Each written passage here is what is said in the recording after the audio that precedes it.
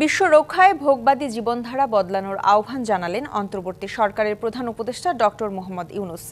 এজন্য নতুন সভ্যতা গড়ার বার্তা দেন তিনি। বুধবার আজারবাইজানে ওয়ার্ল্ড লিডার ক্লাইমেট অ্যাকশন সামিটে অংশ নিয়ে এই বার্তা জানান তিনি।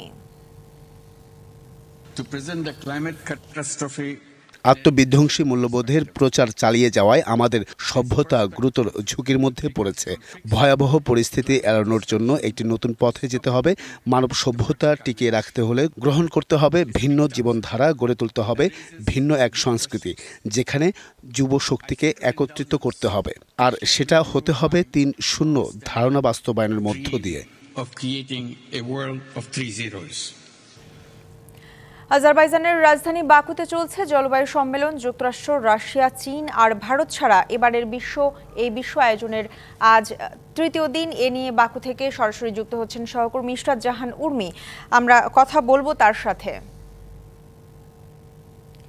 উর্মি, একটু আগে বাংলাদেশের অন্তর্বর্তী সরকারের প্রধান উপদেষ্টা বাসযোগ্য পৃথিবীর জন্য নতুন সভ্যতা গড়ার যে আহ্বান জানালেন বিশ্ব দরবারে, তার এই ভাষণকে কিভাবে দেখছেন সম্মেলনে অংশগ্রহণকারীরা? বিস্তারিত জানাবেন।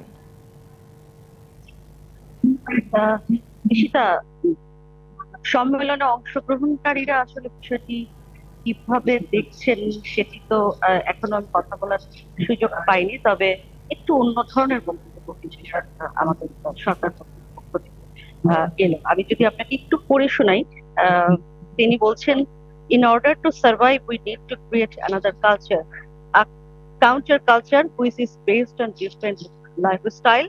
It is based on zero waste. It will limit consumption to essential needs, leaving no residual waste. This life will also be based on zero carbon and no fossil fuel. আপনি বুঝতেই পারছেন যে আমরা সবসময় যেটা করি যে এই ধরনের সম্মেলনে এলে আমরা টাকা পয়সা কত কি আমরা পেতে পারি এডুকেশনের জন্য, অ্যাডাপ্টেশনের জন্য, কিন্তু এবারকার বক্তব্যটা একটু আলাদা।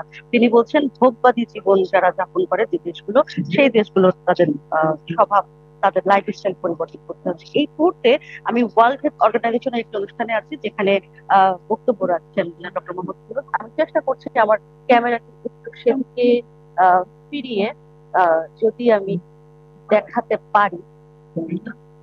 নগদের সর্বোচ্চ বার 167 টাকা রিচার্জে পাবেন 1 লাখ টাকা পুরস্কার। আরো আছে প্রতি সপ্তাহে পুরস্কার ও ক্যাশব্যাক। আশা করি সেটা আমি দেখাতে পারছি। বক্তব্য রাখছেন ডক্টর মোহাম্মদ ইউনুস। এখানে আমি একটু দেখাই আপনি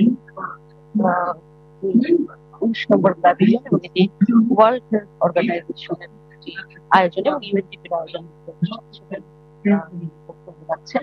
আশা করি দেখতে পাচ্ছেন। এবং এই বক্তব্যেও কিন্তু তিনি সেই একই তুলে ধরছেন যে কিভাবে আসলে বলছিলেন যে আমরা এমন একটি জীবন ব্যবস্থা বেছে নিয়েছি, ব্যবস্থা আসলে পরিবেশের ক্ষতিকর। তো সেই পরিবেশের জন্য ক্ষতিকর জীবন ব্যবস্থাকে আমরা কিভাবে আসলে বদলাতে পারি, সেটি আসলে তার মূল বক্তব্য এসেছে। যেটি বলছিলাম একটু অন্য ধরনের এই বক্তব্য। আমি যদি আপনাকে বলি ঈশিতা, যে এটি আসলে এই ধরনের বক্তব্য এই মুহূর্তে সারা পৃথিবীর কাছে কিন্তু একটু গ্রহণযোগ্য, কারণ সবসময় আসলে টাকার বিষয় বা ক্ষতিপূরণ পাওয়ার বিষয় তো রয়েছে, কিন্তু একটা স্থায়ী সলিউশন না আসা পর্যন্ত সমস্যার সমাধান হবে না। এবং ডক্টর মোহাম্মদ ইউনুস সেটি তুলে ধরেছেন, তরুণদেরকে এগিয়ে আসতে বলেছেন। ক্লাইমেট চেঞ্জের ক্ষতিকর প্রভাব আছে সেগুলো মোকাবেলা।